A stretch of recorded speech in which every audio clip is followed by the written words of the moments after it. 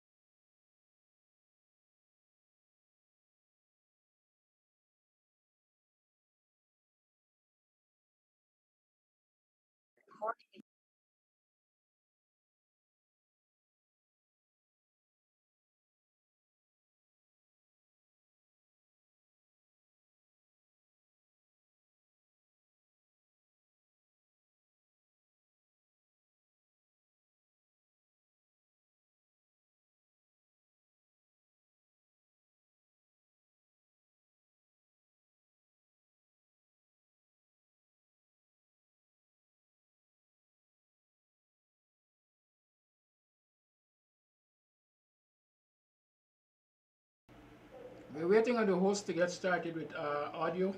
Seems as though they're having some difficulties.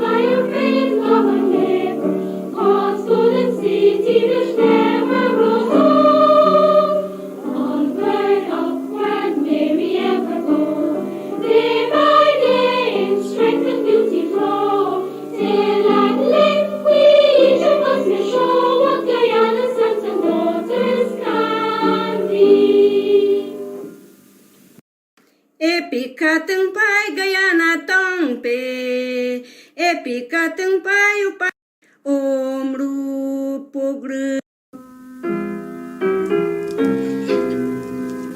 From Pagarima speaks of birth to Corinthians the sons, where children pledge each faithful heart to guard Guyana's lands, to foil the shock of rude invaders who'd violate our earth, to cherish and defend forever the state that gave them birth.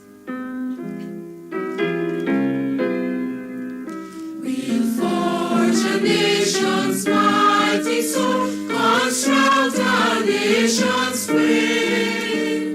Freedom our everlasting goal, courage and truth our aim.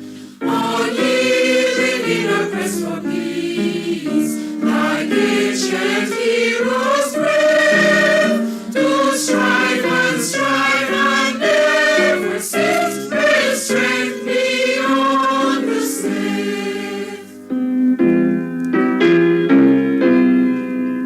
Guyana climbed the glorious verge to fame, prosperity, joining the universal search for worldwide community. Your people whatsoever breathe, they knew our quality, with one firm, never changing, great nation's unity.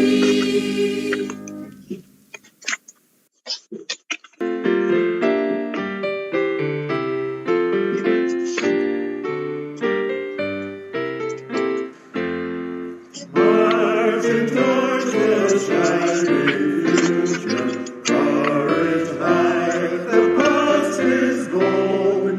Faithful coming clear and counting out the glory, sunward stone. Through the storm clouds dark and low, through waves like and flash and flame, one republic of Guyana, glorify Guyana's name. Forward, forward, youthful nation, vanquish Barbion's man's might. May strength God ever grant you to strive and seasonally for right. To you, From members of Guyana's the audience, thank you for joining us. My name is Eslyn Harris, and I am a member of the credit union. I'm also one of the concerned members. With us this afternoon are some other members from the concerned group. On my far right, it's Mr. Christopher Thompson. Then we have Ms. Mahilai McAlmont. No stranger to us, Mr. Trevor Benn. On my immediate left is Mr. John Anderson, followed by Mr. Patrick Mentor and Ms. Beverly Dijon. The other members from the core group are as follows: Ms. Candice Enmore, Mr. Marlon Cole, Mr. Judah, Lucy, and Ms. Vanessa Kissoon. Now this afternoon, we will be presenting a press statement as it relates to a number of unanswered questions, critical issues, and a whole lot that has to do with the recent judgment has been given by the Judge Navendra Singh. So to commence this afternoon's press conference, I will ask one of the applicants, Ms. Mahalai McCalmont, to take us through a letter that was sent to the chair, Ms. Karen Van Slytman.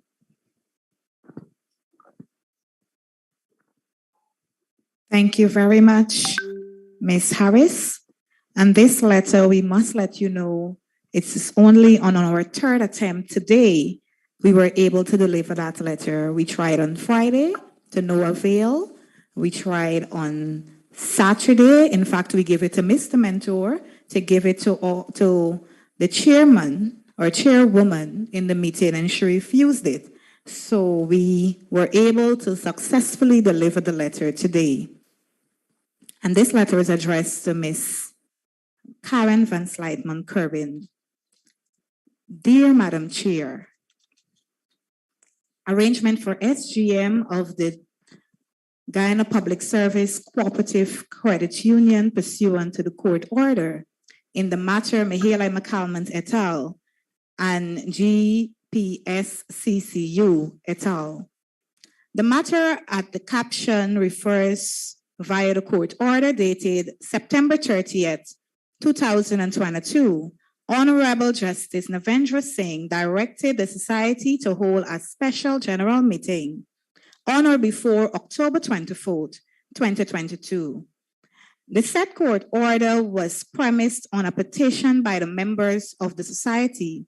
The court ruled, among other things, that the petition signed by over 200 members of the Cooperative Credit Union on May 11th and 12th, 2022, and delivered to the society at its Hatfield address on May 13th, 2022, containing the objects of the proposed meeting is lawful and valid pursuant to Regulation 16, of the Cooperative Societies Regulations.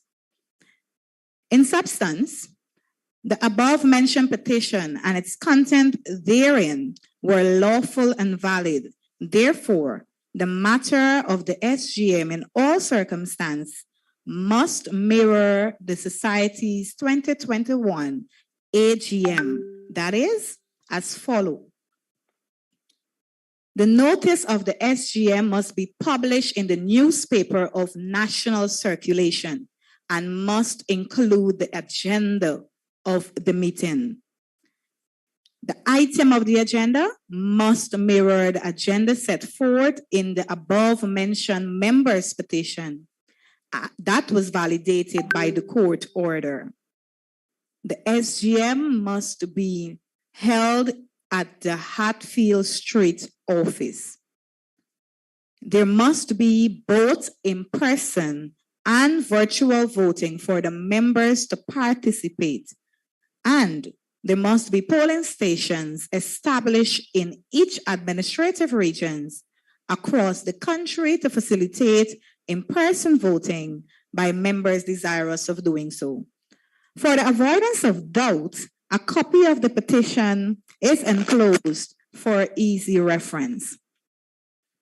With respect, we respectfully draw to your attention, Madam Chair, that it has been more than 2 weeks since the Honorable Justice Navendra Singh delivered his judgment, and less than 2 weeks to date of the SGM as contemplated by the order of the court.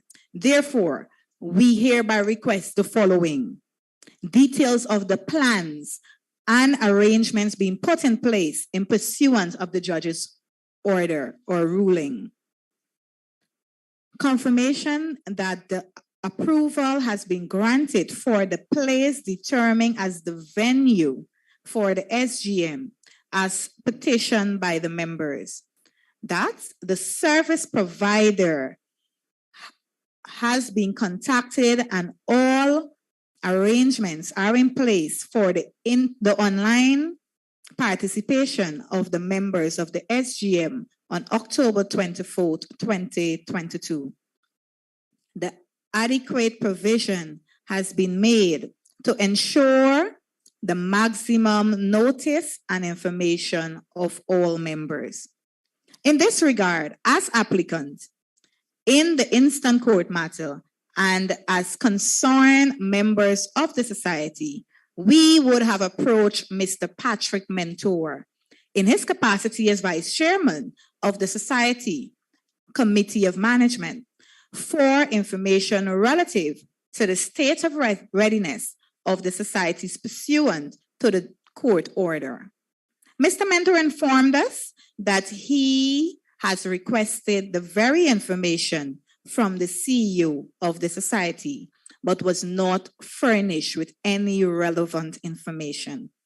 In the circumstances and in the interest of transparency, we are respectfully requesting a meeting with the Committee of Management to see how both parties could address any challenges you might be facing with regards to the foregoing issues. If it is convenient, we would like a meeting tomorrow or any alternate date that is convenient to you. We thank you in anticipation for your favorable and prompt response. Best regards, applicants. And yes, members of the media, that letter was dated on the 14th of October 2022. But as the applicant says, the letter was taken there last Friday. It was refused. Another attempt was made last Saturday. It was also refused. And we were able to have the letter delivered to the receptionist earlier this morning. So the date is quoted for the meeting tomorrow, October the 15th, that would have been the Saturday. But in the said letter indicates that we will avail ourselves at a date and time convenient to the chair or perhaps to the Committee of Management for us to further discuss these issues. We will now move to the press release, and I will have Mr. John Anderson present the press release. Thank you, Eslyn, and good afternoon, all. Good afternoon, members of the media.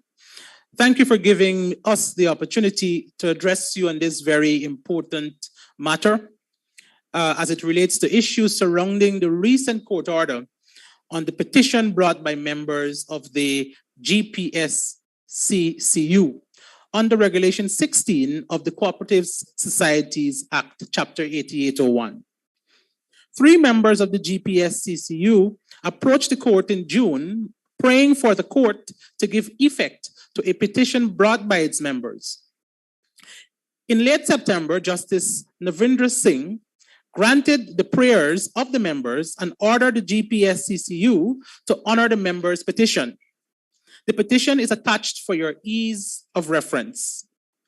Members are now concerned that their rights to a free, fair, and transparent process may not be realized. This is evident from the presentation made a few minutes ago by my esteemed colleague, who is also one of the applicants in the recent court case. Members of the press, we are also concerned about the state of affairs at the credit union. Our members are complaining bitterly about the long hours it now takes to do a simple transaction that ordinarily would have taken a day. More importantly, members are concerned about the abrupt withdrawal of the vehicle loan and mortgages and the multiple reasons the Committee of Management is offering for its withdrawal. We have also been bombarded with inquiries about the frequent travels of members of the Committee of Management and the absence of any reports upon their return. Members are interested in finding out the true cost associated with these travels. It is being alleged that recently a team of 4 persons, including the CEO, traveled to Panama for a 4-day meeting. This team spent 8 days. Members would like to know who footed the cost for the extra 4 days. Another concern of the members is the use by the Committee of Management of the members' funds to rack up millions of dollars in legal fees to fight the case the members reluctantly brought against the management, and for which the members had to pay their own costs. Thank you, Eslyn. Thank you, Marlon. And so, members of the media, we have presented 2 releases. We are now open for questions, but before you do, please state your name and the media house you're representing. Thank you.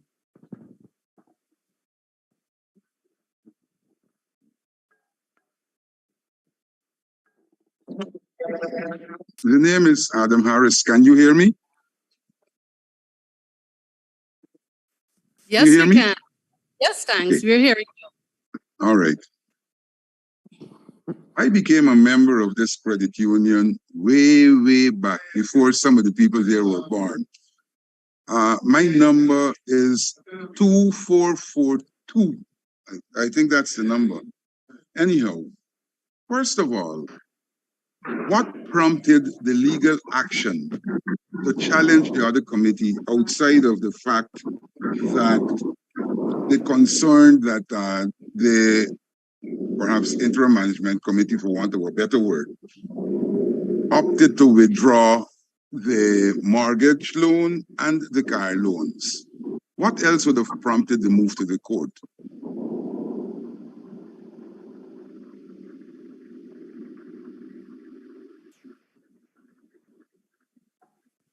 So permit me to answer Mr. Harris. Thank you very much for that question. One of the first things that prompted the movement to the court is to ensure that the members' petition was heard. That was the sole concern.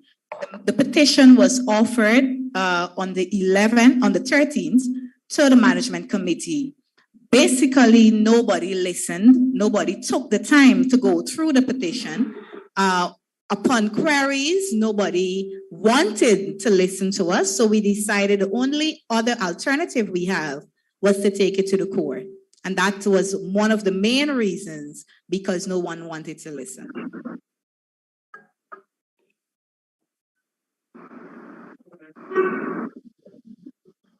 If nobody else is there to ask a question as yet, I would also like to know what caused the dissolution of the original committee and led to the installation of this interim management committee?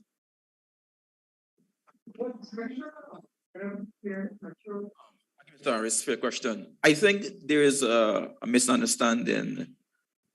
There is no IMC currently in place at the credit union. There was an IMC that was in place in the year 2018 by the former Minister Keith Scott. However, AGM was held in the year 2021, April the 11th. And that AGM would have ushered in a new committee of management elected by the membership. At the helm of that committee of management was Mr. Trevor Benn, along with the current members currently there as the board members.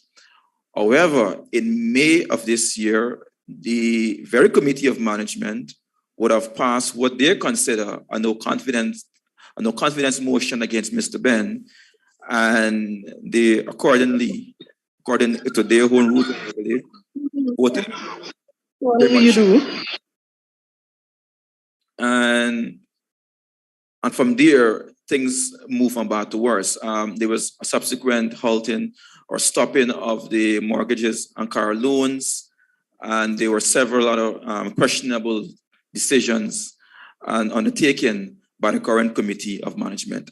So just to repeat, there is no interim management committee at the credit union. There is a bona fide elected committee of management. And what the membership petition sought to do was to request of that committee a special meeting to discuss some of the concerns that were happening.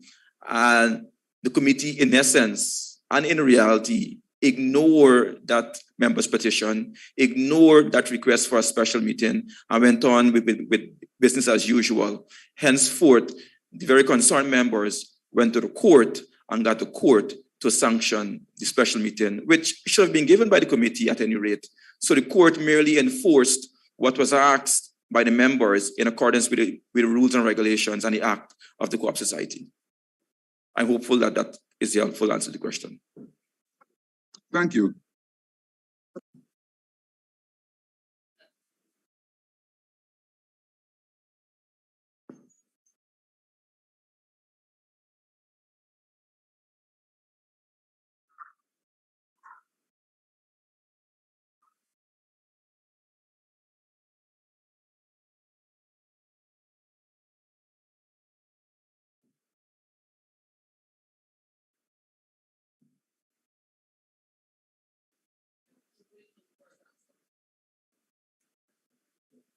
Okay, good. So that you should ask both questions and then let them respond.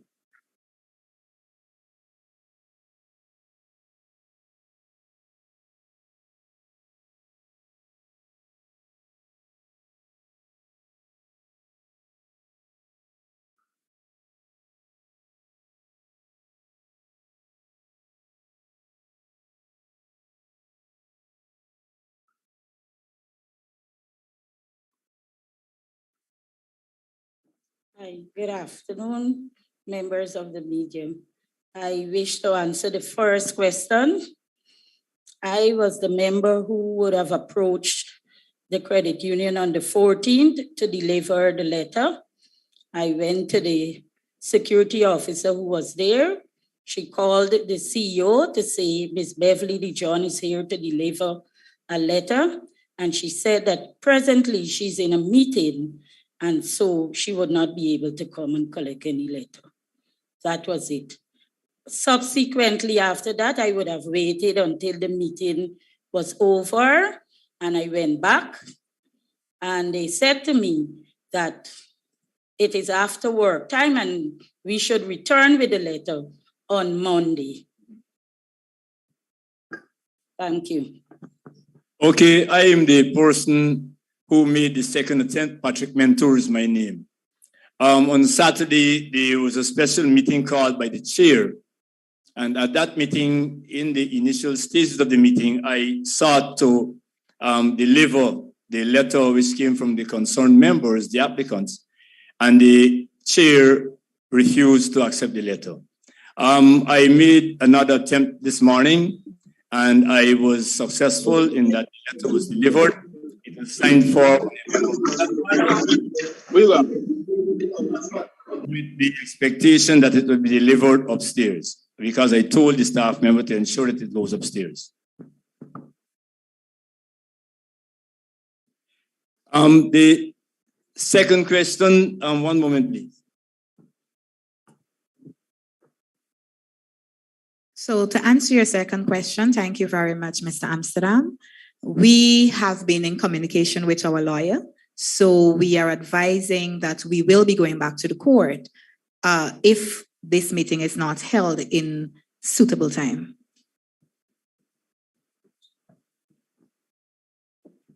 If I may add to my learned friend, my colleague's answer, I think there's a general level of apathy in the credit union movement relative to court orders.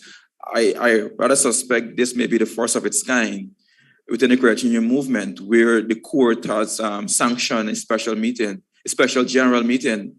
So I would want to believe that the current committee of management may be unaware of their liability for contempt of court proceedings if this court order is not followed to the letter.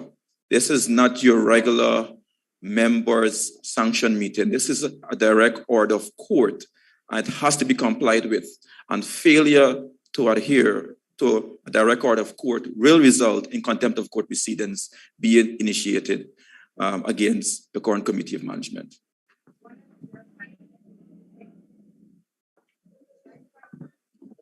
Bobby Vera from Multicultural Community.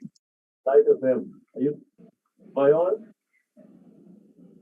Uh, I think one of the things the media would have expected is a complete understanding, and we were hoping, I'm sure we will maybe before the end of the press conference to hear from Mr. Benn. But I think we are looking to hear exactly, excuse me, where do we go from here in light of the fact that this whole court order and everything else evolved from an issue involving Mr. Benn when the court ruled in his favor. I think in order to put together a proper story for our viewers and listeners, we need to go through the entire prospect of what happened when it started to where we are now, because as it sounds a little piecemeal to me. And so it is kind of challenging for you to put things together to get the right understanding of how things are. I know you did explain about the judge's order in terms of the holding of the special members meeting, I think on the 24th it is. But I think we also should hear a little bit from Mr. Benn on why, if he was, of course, defended by the same incumbent committee of management now, he was, of course, supported at that time, and why would they turn behind his back and then go file an order or decide amongst themselves that he should be removed as the chairman. I think if we get that, we will get a better and a clearer understanding of where we are at this point. Thank you.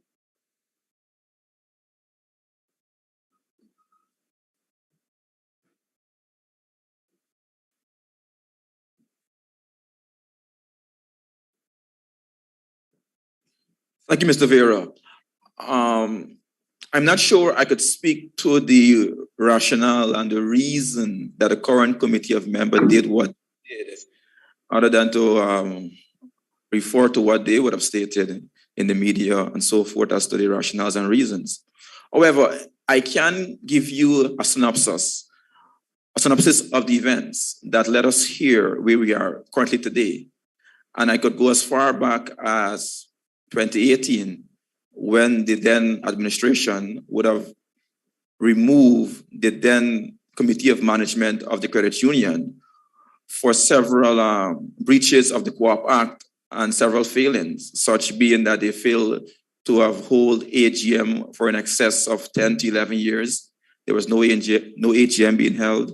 There were no dividends being paid by the credit union to members on their savings. There were a lack of audits being conducted on the books of the credit union and so forth. And that led to an installation of an IMC, an interim management committee that was headed by Mr. Benn. That committee would have conducted its work from I think May 2018 until April 2021, when AGMs were held and a elected committee of management was formed or elected at that AGM. And again, Mr. Benn, having received the highest number of votes at those meetings, would have been elected chair. Now, what is important for us to note here is that the 2021 AGM was the first of its kind that was a mixed or a hybrid and in-person voting kind of AGM, principally due to the COVID-19 pandemic and other factors. You had, for the first time in this history, the credit union elections. You had polling stations in each of the administrative regions throughout the country. So members in Region 1 need not left their region to come to Georgetown to participate and vote in those elections. There was a polling station in Region 1, Region 2, and so forth. There was also the advantage that you could have voted virtually online from the comfort of your home, wherever you are, any part of the world you are, once you are a good standing member of the credit union. And so those mechanisms created a wider participation amongst the membership at our last AGM. It was the highest number of members who participated in any AGM was recorded in that AGM. And that committee did its work. Prior to those elections, there was a mass sensitization and outreach campaign, and the views of members were gathered and recommendations were made and implemented, which led to the creation of the mortgages and a car loan and study loans and a bunch of other initiatives that really aided and gave a great relief to the membership. Unfortunately, the elections were held in April.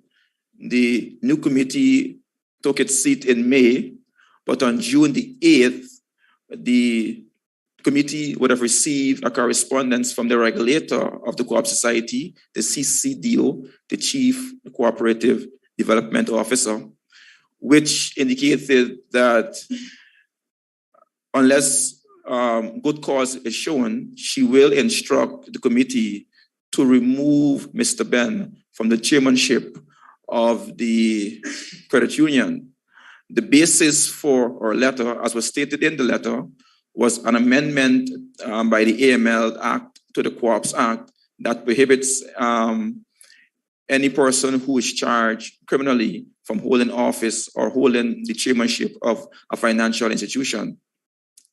The committee examined that correspondence and took the decision to retain external counsel and was advised by external counsel, and the committee agreed that the CCDO was wrong in her approach and that she was overextending her powers. A response was given to that letter, and subsequently a court action was filed by the credit union. The applicant in that court action was the credit union, not Mr. Benn. A court action was filed by the credit union, asking the court to really intervene in this particular matter with the regulator. The matter was heard before the Honorable Chief Justice. It took a little over a year to conclusion. The ruling was given on July 19th of this year and ruled in favor of the credit union. But prior to that ruling, sometime in May of this year, the committee took a decision that they wanted to withdraw from the matter. And their stated rationale was that Mr. Benn is no longer the chair of the credit union, and therefore the matter is of no interest to the credit union. And this is notwithstanding that the initial approach and the application was made by the credit union as a body and not by Mr. Benn as an individual. And the basis for the application was that the CCDO was wrong in her approach and was wrong in what she was requesting of the credit union. And the members having noticed all of these occurrences, including the stopping of mortgages and vehicle loans, would have, via a petition, requested a meeting of the general membership. That request was either ignored, not given much thought to, or just simply pushed to the wayside. The members waited for a response, never got one, and eventually they decided to seek the intervention of the court. And the court would have looked at the evidence and would have ordered both sides, the credit union, the committee of management, and the applicant, the three concerned members, and would have ruled in favor of the applicant. Now, in essence, what the court ruled is that the members' petition was legal and valid, and the contents therein also legal and valid. Implicit in the petition was a request for the recall of the current committee of management and the election of a new committee of management, amongst other things. So I'm hearing rumors that the upcoming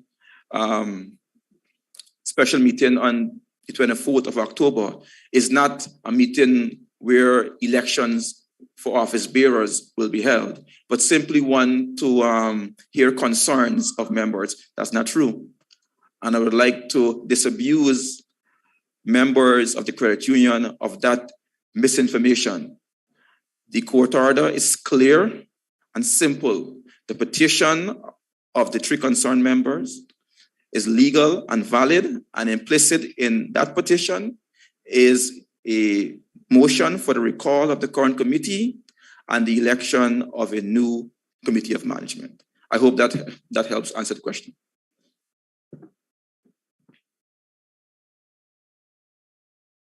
Thank you.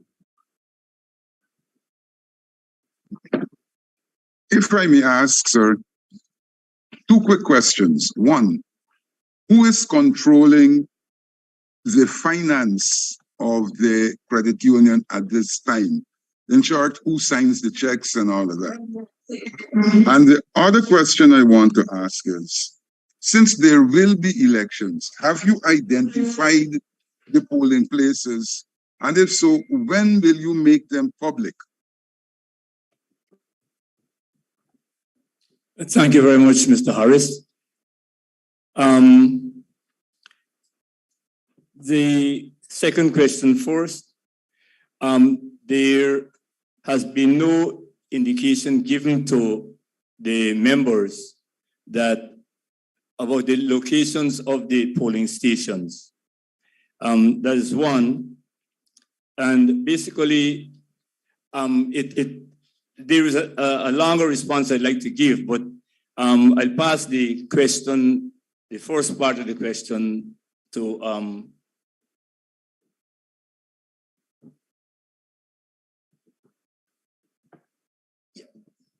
So just to add to what Mr. Mentor just said about the polling station, one of the main reasons we have in this press conference is that we are less than 1 week away from the court-ordered date for the SGM.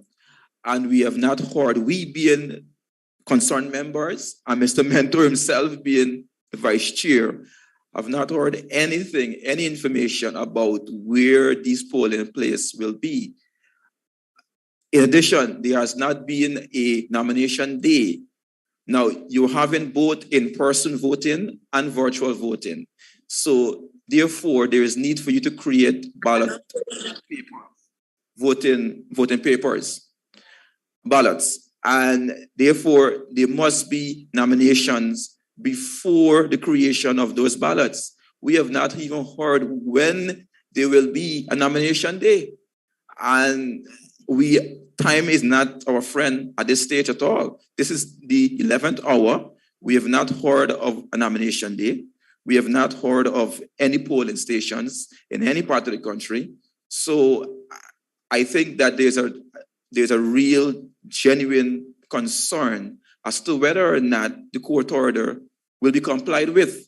And members like yourself, members, in the same way you asking the question, tell us where to vote and how to vote and when to vote. And we've been unable to even give the most basic of information because the current committee that controls both the finances and the mechanism to have these things in place have not done or said anything. Or if they have done, they have not said anything.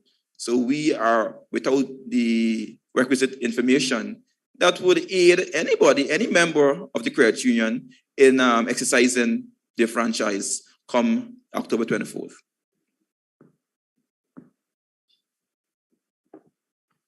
Good afternoon, members of the media. This is Trevor Benn speaking. On the question of who signs the check, up until May of this year, I was one of the main signatories for the checks. Suffice it to say, we had tried to move away from the use of checks for, unless for very important and urgent matters. And in terms of payment, we had moved to transfer into one's bank account directly.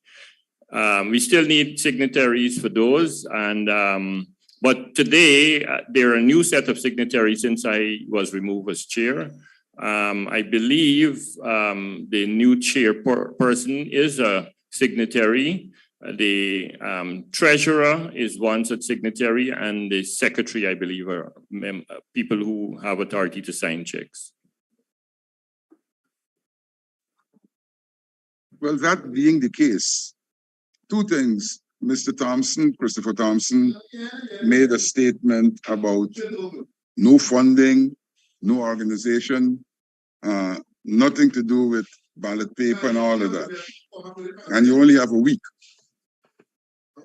You're also saying, sir, that your body, this team, your team, has nothing to do with finance. What is the likelihood of these elections coming off on October 24th? Mr. Harris, I'd like to give an update of what has been transpiring as far as my involvement is concerned. At a special meeting held at the GPSCCU at Hafiz Street on last Saturday, several questions were asked of the Committee of Management for the CEO, and these did not receive any credible responses. The lack of those credible responses has prompted several inescapable conclusions, to wit, that, for example, there has been no timeline of activities developed, at least up to Saturday, in respect of plans and other arrangements for holding the special general meeting. Number two, no list of assigned tasks and timelines was developed for managers and staff, and therefore no report on percentage of completed tasks could have been reported on. Number three, there is no evidence that meetings with the managers in respect of their roles and responsibilities have yielded anything productive with specific regard to the SGM in terms of feedback and status updates, including challenges facing them in the execution of their assignments and measures taken to resolve them. Also, it is important to note also that there is no way of knowing what assistance they may be needing to get their tasks completed. Further, there is no evidence that written approval from the Ministry of Education has been obtained with regard to the decision to hold the SGM at the new Central High School. There is also no indication that the Committee of Management has made an inspection visit to the planned venue or when that would be done to ascertain its suitability. There is also no evidence that contact has been made with the internet service provider, Rose IT, with respect to the online participation of members in all 10 regions. Furthermore, there is no indication of the specific request made, if contact was made, what was specifically requested, and what response the IT provider will have given. There is no way of knowing if and when, or when the CRM will be getting a demo of the operation that is required. Now, I said all of that to say that such a display of intransigence, I would call it obstinate refusal to prepare adequately to deal with the member's business, leaves a bitter taste in one's mouth that is best eliminated by the recall or removal of the current COM, Committee of Management. Thank you. And with the threat of contempt of court, Mr. Mentor, I would hate to see you go into jail because you were part of that COM. Adam, I agree. I'm getting too old for this jail thing, buddy.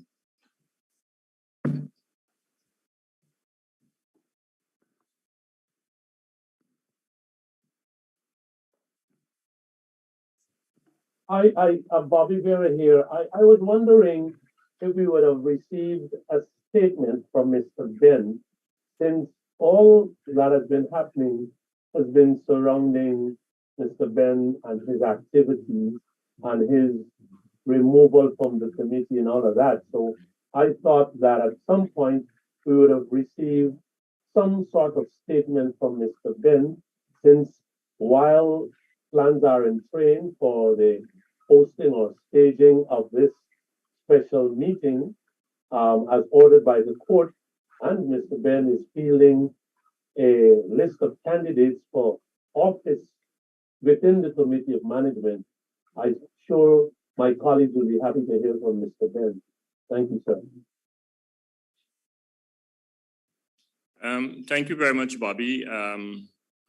My posture this afternoon was to respond to questions of the media, specific questions that you may have. But since you insist, let me say first of all that yes, it seems as though all that is happening surrounds Trevor Benn. The reason for the team here and the team speaking is to make sure that people understand that this is bigger than Trevor Benn. This is not about Trevor Benn. This is about poor people and their prosperity. The Guyana Public Service Cooperative Credit Union is there to support and encourage and to help ordinary people who have no other source of income or loan ability to get loan, no other place. Most of them have been turned away from the private sector organizations. And so we try our best to facilitate them. And this is why we are fighting to make sure that this facility remains viable for that purpose. Now, I was invited to a meeting in April of this year. I think it was on the 18th of April, if my memory serves me correct, via WhatsApp. I was out of town the day when the invite came, and so I couldn't participate in that meeting. But I subsequently heard from a member who attended that meeting that the meeting was called to discuss me going on giving information to the media. That's how it started, that I was giving information to the media against the rules of the society. And so that they were moving a vote of no confidence against me. That member of the committee who did not vote with the committee mentioned to me that they tried to get the committee to understand that I needed to be given an opportunity to be heard. They can't just move that motion. They nevertheless went ahead and they moved the motion and they voted. By the way, I was not informed until about 3 weeks after that this vote of no confidence, formally that is, took place. When I was asked to return all of the property of the credit union, being a member still and being asked to return all the property of the credit union because I was removed as chair. Subsequently to removing me as chair, the members wrote the lawyer that was advancing the case that the credit union brought against the chief co-ops development officer, telling him that they would like to withdraw from the case. This is a case that Mr. Thompson referred to earlier, and which had reached its end almost, and was only awaiting the determination of the matter by the judge. The lawyer obviously refused to act on their request. He was saying that it was too late in the game for that to happen. But he also wrote the registrar's office informing her that I'm no longer the chair. I suspect, and people are speculating, that the reason for that is because they didn't want to have the results that they got in terms of the chief justice ruling that the CCDO did not have the authority to do what she did. Nonetheless, subsequently, we keep hearing different reasons for me being removed as chair. Another reason advanced is that I wanted to be both chairman and CEO of the entity. Now, let me say this clearly, and I've said this at a press conference I held in May. These matters before, they brought up a lot of these things. I myself mentioned them at a press conference I held in front of the building in May, and some of you may have attended that press conference. But then at that press conference, I made it very clear that that matter, for me, it's a dead matter. A member of the Committee of Management moved a motion in November of 2021, asking that I be made the CEO, given that I was doing a lot of work at the credit union. I was spending a lot of time, and members are seeing the benefits of it. And so they did some research about different credit union, different similar type organization where the CEO is also the president or the chair. And they put forward that case to the management committee in November of 2021. And the committee voted against it. For me, that was the end of the matter. I never raised it, and it was never raised again at any meeting. And the evidence is clear. If you check the minutes, it was never raised again. But subsequent to the coup d'etat, as I call it, which they call vote of no confidence, they use that as one of the reasons, and they continue to use that as a reason. I've also been seen in the press that the reason is because I purchased a piece of land for the organization, which was above market value. Let me be upfront with you on this matter, as I did in May. In early of 2021, I was approached by a member of the committee saying to me that he has a friend who has a portion of land on Durban Street to sell. And the friend is telling him that if we buy the land from him, he will get $3 million. And immediately I told him that that's an indecent request that he's making, and I will have no part of it. And I went immediately, I told the finance manager. In fact, I was sitting in the office of the credit manager when he came to the credit manager's office and asked me to come out to meet with him outside of the building so that he can give me the proposal. This is a member of the committee of management. I went back to her office. I told the finance manager, I called the chair of the finance committee and I told her as well, and I called the chair of the credit committee and I told them. And immediately I withdrew from the process of identifying the land. In fact, there were several lands which a committee which I subsequently put together, co-chaired by the finance chair of the finance committee and the chair.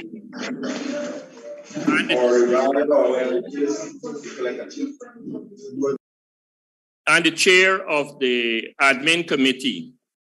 In one of the videos I see circulating recently, the chair of the admin committee that was part of the search committee for this land, who voted for the purchase of this land, who, by the way, subsequently came back 1 month after and said his friend told him that this was not a good purchase and he wants to withdraw his vote 1 month after. Anyway, so there was a committee, a search committee set up to look at several lands, the one in Durban Street, the one in Atfield Street, we looked at one on South Road, and I think there were a couple others. By the way, except for the land on Durban Street, all of the other land was, the information for them was gotten on Facebook. There's a site on Facebook where people put up their property for sale. And all of the others were seen there, and we approached the people. I did not approach any of the people myself. It is the committee that did that, the search committee headed by the finance committee and the admin committee chair. They had meetings with all of the people concerned, and they negotiated on behalf of the credit union. If I were to see the owner of that land in Atfield Street, I don't know him. I don't know who the people are. I can't remember the face. The only time I saw them is when they came to the building to sign the contract for the sale with their lawyer. That's the first and only time I saw those people. So there could be no, in any event, it was the committee, a majority decision that voted for the purchase of that land. But they're using that as Trevor Benn purchased land. Even if it were Trevor Benn, by the way, I stand by it because I think we have to move this organization to the next level. That land is in close proximity to the new 4-lane highway on Mandela. It's within 2 minutes walking distance from the Mandela highway. It is obliquely opposite the new fire station, obliquely opposite the cultural center, and it sits on how many, about an acre of land. And so we have an opportunity to do a number of things which we cannot now do in Hatfield Street. In fact, this is a decision that was made preceding this committee. The decision was made under the IMC for us to look for a new location because we were outgrowing Hatfield Street. But we didn't want to leave Hatfield Street as an old house as it was. We upgraded it so that it will have value when we are going to move from there. We can have a good rent for the building, or if we decided down the road to sell it, we have good value. So that's why it was upgraded. And so they keep nitpicking at different things that I did. And every time they're confronted, they come up with a new reason why I was voted out. But I was never, ever given an opportunity to respond to any allegations to me. So the decision was made in my absence, and before before I had any opportunity to know exactly what the issues were. So the videos that you see circulating and the issues that they keep coming up with, until and unless they can make up their mind about what exactly are the issues relating to my removal, I don't know what to respond to. And this is why I was waiting for questions, because there's a plethora of issues that they're going out there talking about. On the one hand, whenever, for example, they're taking credit for the vehicle loans, we started deliberations on vehicles and mortgages way before this committee was elected.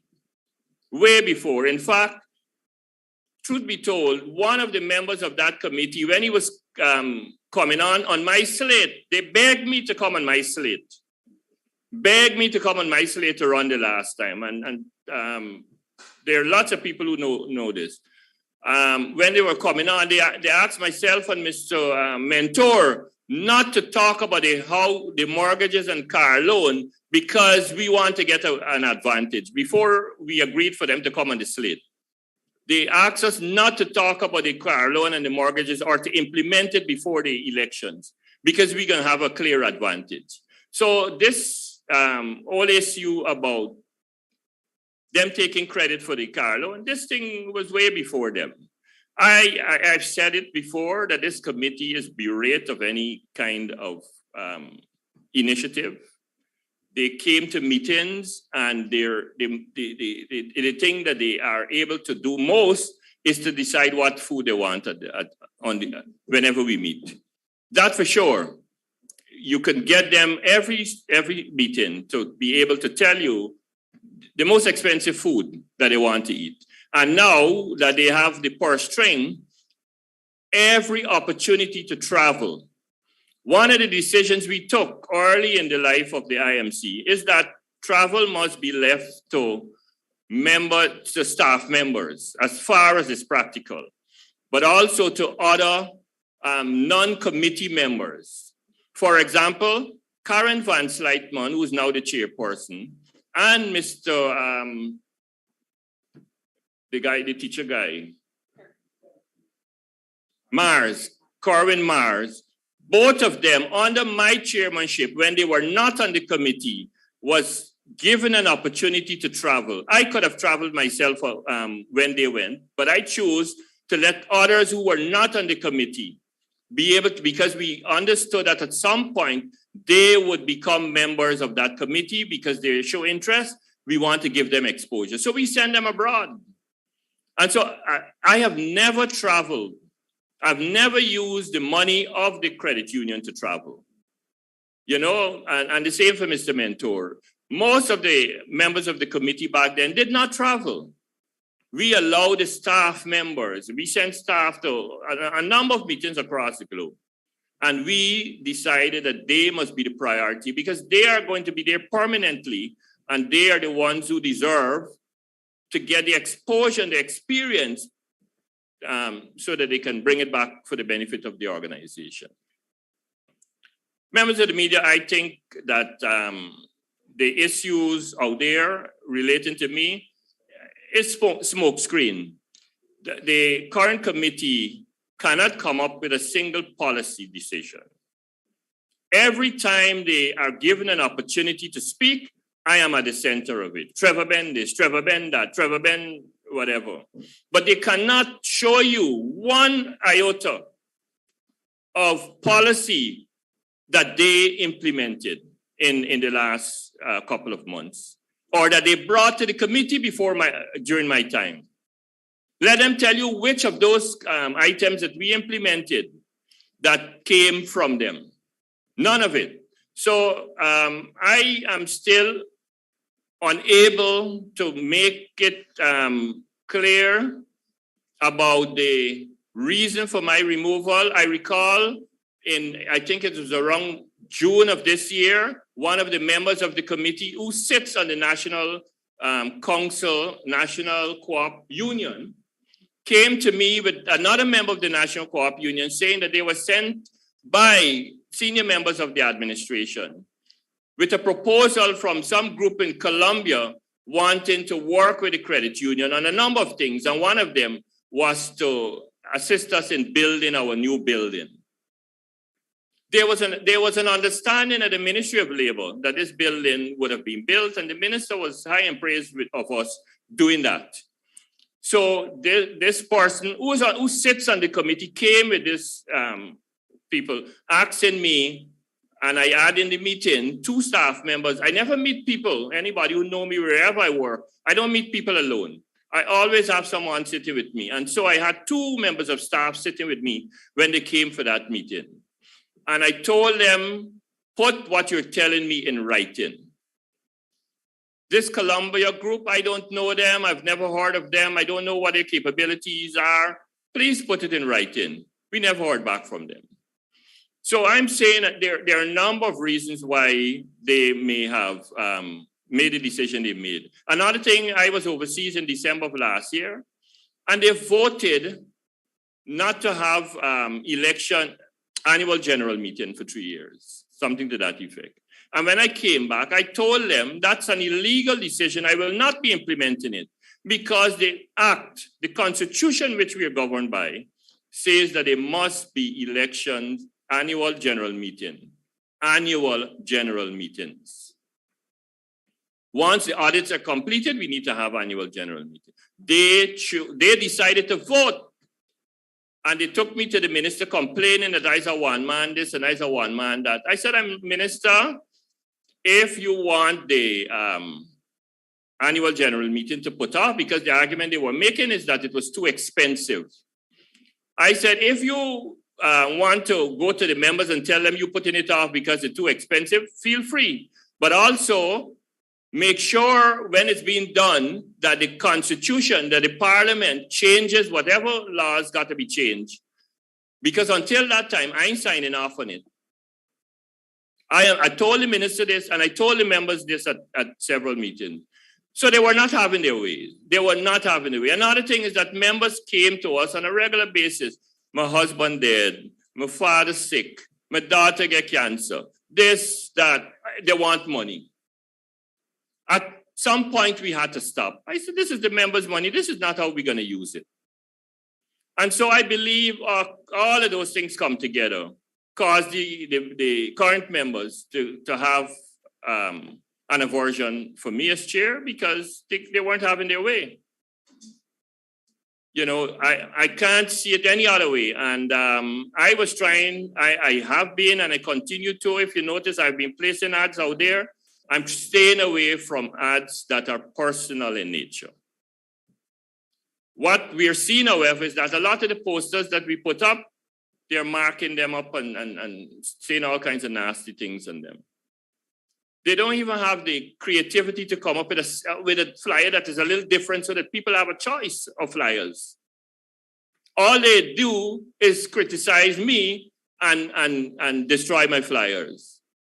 That's all these people have been known to do, you know. So members have a clear view of who these people really are and how to treat with them when the time comes. We're hopeful that they company that was used for the last AGM, which these members were happy to use and get elected, which I understand now they're in touch with to get them to come, but it's very slow, and I'm getting a little nervous about why it's taking this long, because the company has an understanding of all things technology, but all things credit union, because they work in the Bahamas, they work in Grenada, they work in Jamaica, they work in Trinidad and Tobago. And so a lot of people benefited from that virtual experience before, during, and after the COVID experience. But we use it here in Guyana, not only because of COVID, but because we wanted to meet a larger number of people. We always turn up at a school somewhere in Guyana for annual general meeting, which have at the most 400 people. And we always boast of having 20,000 members. That's, for me, not sufficient for a mandate. And so we insisted on reaching out as far as we could to make sure that we get as many of our members participate. So members of the media, I could go on with a lot more reasons why I suspect the people made the decision that they made, but these are a few that I wanted to touch on. You forced me, Bobby, to touch on. I was hoping that you would have had specific questions from what you see going around, but in the absence of that, these are my initial remarks, unless you have other specific questions. Well, thank you, Mr. Ben.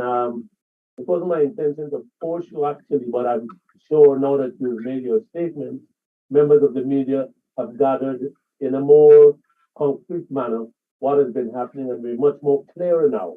So moving forward, I think it is much easier for us to disseminate whatever information as is necessary. Thank you again.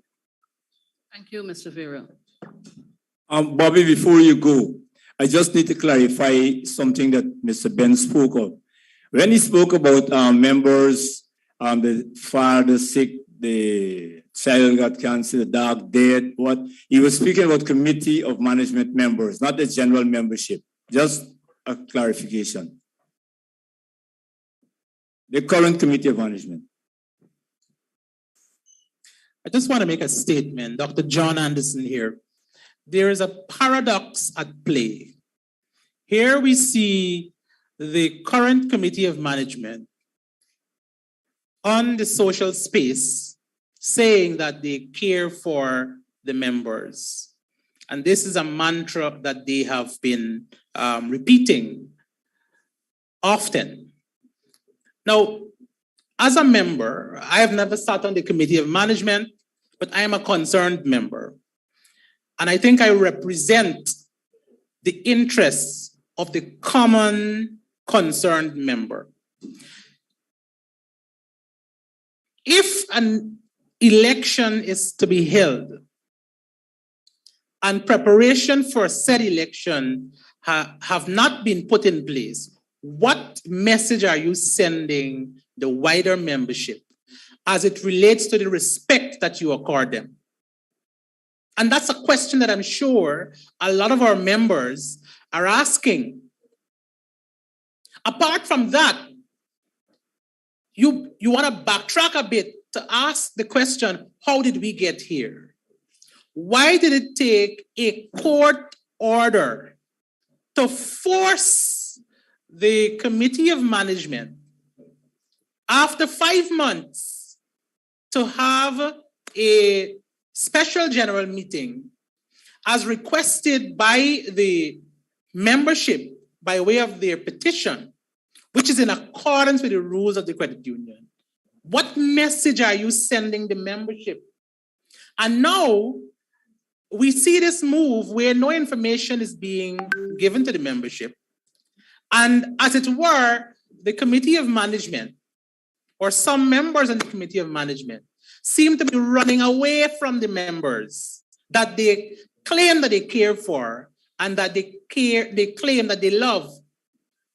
I can give you an example that occurred recently a few months ago, but within the recent past, where members approached the Committee of Management and asked for an opportunity to sit as silent observers to one of the meetings of the Committee of Management.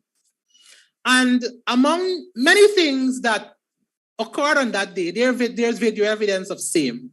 One of the members, one of the more vociferous members of the Committee of Management was grossly disrespectful to one of the members that came there to simply ask to be a part, since interest was building and concerns were rising. And when it was pointed out to her that she was being disrespectful, she refused to apologize to the member. My question is, what message are they really sending to the members? So that if your actions say something and your words say something different, then what do you expect the members to believe? I will say this in closing. It is our money, and I'm speaking here for all members of the credit union. I want the current Committee of Management to understand that our interest here is not in the personality quarrels that they're having. That is their business. Our business is the money that we have entrusted the credit union to hold and manage, and that is not happening at this point in time. And so for us, the crux of the matter is our money. And that is why concern is building. And that's why I'm sitting here today, because I save with the credit union. And I hope one day that I can pass that on to my children. And if that is in jeopardy, I will fight for that. And so we have a situation here where a Committee of Management, 9 persons, are holding more than 20,000 persons at ransom. And we're saying to you, madams and sirs, we are not going to accept it. Thank you. Thank you, John. Thank you. Is there any other question coming from the media? Yes, quickly, one quick one. That might sound old-fashioned. I suspect mortgages might be one way of investment for the credit union. I mean, I bought my house through the credit union way back in 1979. How successful have been those investments? Can anybody say what has been the rate of return? It used to be 10% interest back in 79. I don't know what it is now.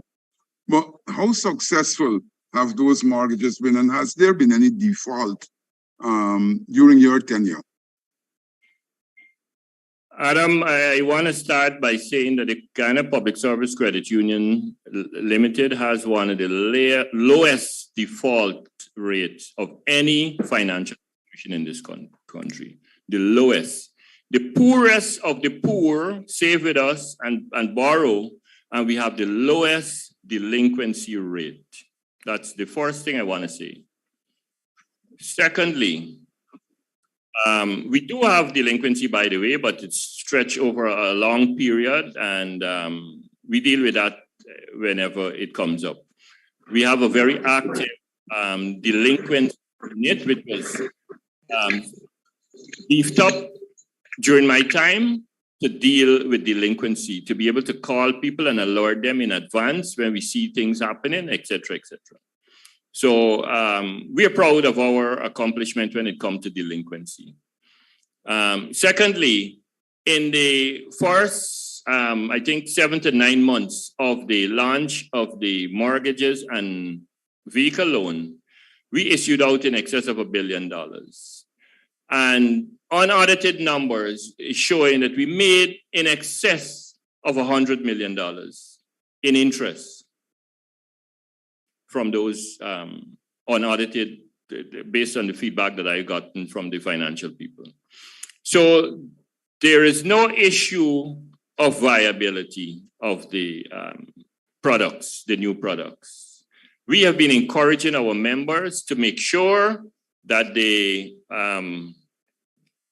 continue to save, and they bring more money to the credit union, because it's important that the monies that they bring it's important that they bring more money so that we could lend more. The more money they come with is the more money available to lend. And so while they're doing well in terms of repayment, we have been encouraging them. If you listen to my presentation over the last few years or last few months, sorry, since the mortgages started, every opportunity I had, I've been saying to people, you have to save more. In fact, the committee has discussed and looked at the possibility of increasing the savings threshold for members, for new members. We've talked about that. We've talked about other forms of investment. By the way, the committee has refused to look at other forms. We brought people from mortgage institutions, 2 different mortgage institutions we were able to bring to sit with the finance committee, talk to them about possibility of mortgage and how the society can benefit. And both of them, they shut down. The committee voted in a majority to shoot it down on the basis that it's better we keep the money in the banks. Same thing they've been saying about the money going to mortgages and car loans. It's better stay in the bank. Anybody who know anything about the banking system, you don't earn money in the bank. The bank earn money from you. You don't earn money from the bank. So we have to find other forms of investment. And we have been looking at every opportunity we had for those investments. And like I said, we brought people in to talk to them. We had them sit with the finance committee. Trevor Ben, don't be involved in these discussions in an intimate way. There are committees set up that have to look at that. And then the committee will bring a recommendation to the big, the subcommittees will bring a recommendation to the big committee. And at the big committees where everything collapses most of the time. One of the things they've been saying at the beginning of my removal is that I take in all the credit. And there's another thing they've been saying, that if they approve, for example, we wanted to introduce ATM machine. If they do it, Trevor Ben gonna get credit. We had an offer to start a new office in Linden. There was a competitive price for a building up there for us to start. We ain't buying the building. You know, Region 6, we wanted to do the same thing. These people are just not ready for big time. They need to stick to the office in the public sector where they are told what to do on a daily basis. They're not ready for the big league, for managing other people's money. And the membership would well be advised that you tell them so when the time comes. Thank you, Mr. Ben. Is there any other question from the media? Maybe I might wrap up. I don't know how your timings are. But I'd like to ask Mr. Ben, since this is a platform where you got members of the media and others involved in listening, you are running with a team obvious to take control of the management of the credit union. What are some of the things that you have in mind that you plan to implement if you and your team becomes the new committee of management? You can't want a better platform for them. So thank you for that question, Bobby. Yes, there are a number of things that we are looking at. And if you look at the campaign material that we are putting out, you will see it out there. You know, one of the biggest issues we are faced with at the credit union now is the issue of guarantors. We have members who are 10, 15, 20, 30 years in the credit union. Poor people, small amount of money. And every time they come to borrow certain kinds of loan products, they have to find guarantors. Some of them have to get as much as 20 guarantors to qualify for money. We are proposing that going forward, anybody over 10 years in the credit union with a good record of repayment must not be required to have guarantors. That's one of the first things we want to do. The second thing we want to do, we have some senior public servants who also want to benefit from our loan products. But the current mortgage rate will not suit them. It will not fulfill their construction dream. So we want to look into the possibility of increasing the mortgage limit for those category of people, you know. And we want to be more proactive in terms of members. We want to push to have the ATM machines. A lot of members, to get $2,000, to get $5,000, to get $20,000, they have to leave their home to come to Georgetown to get that. And even though in my tenure, what we have done is to set up regional reps. The first time in the history of 58-year history of the credit union, we have regional reps in every region. That happened under my tenure. Before these folks came into office. So it's not they can't claim it. We have regional reps. The intention is to make life easier for our members who got to jump on ferries to come to town.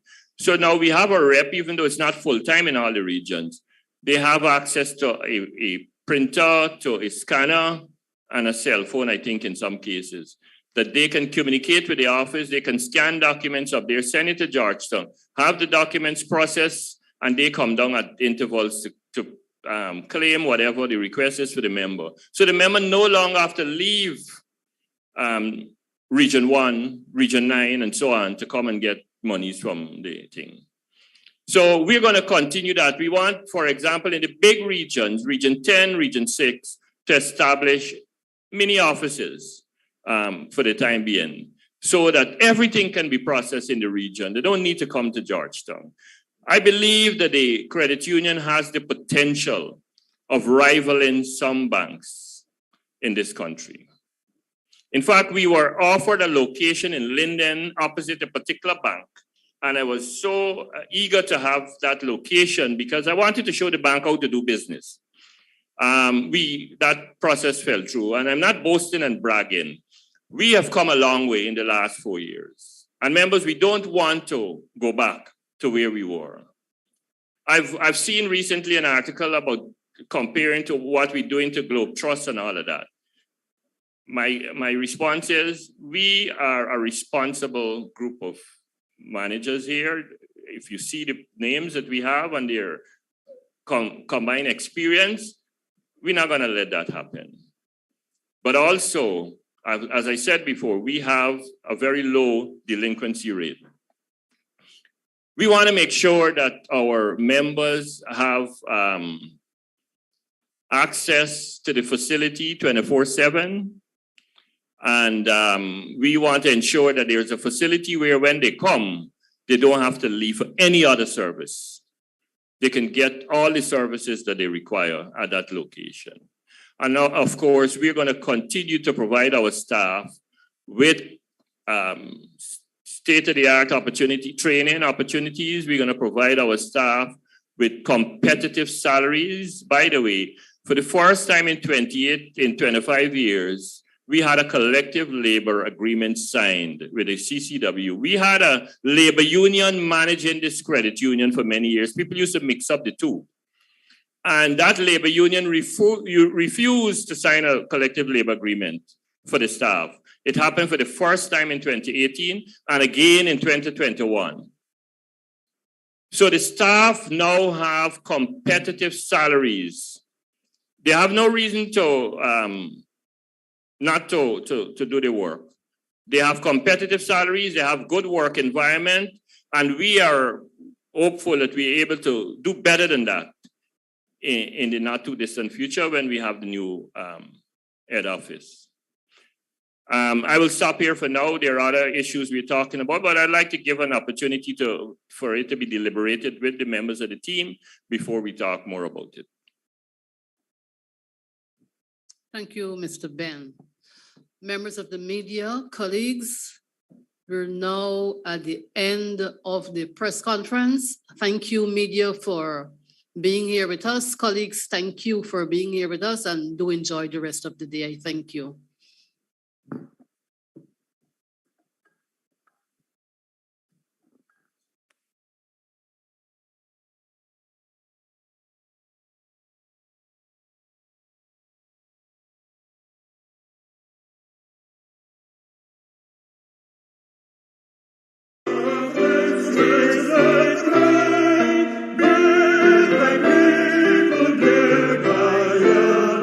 Strong united.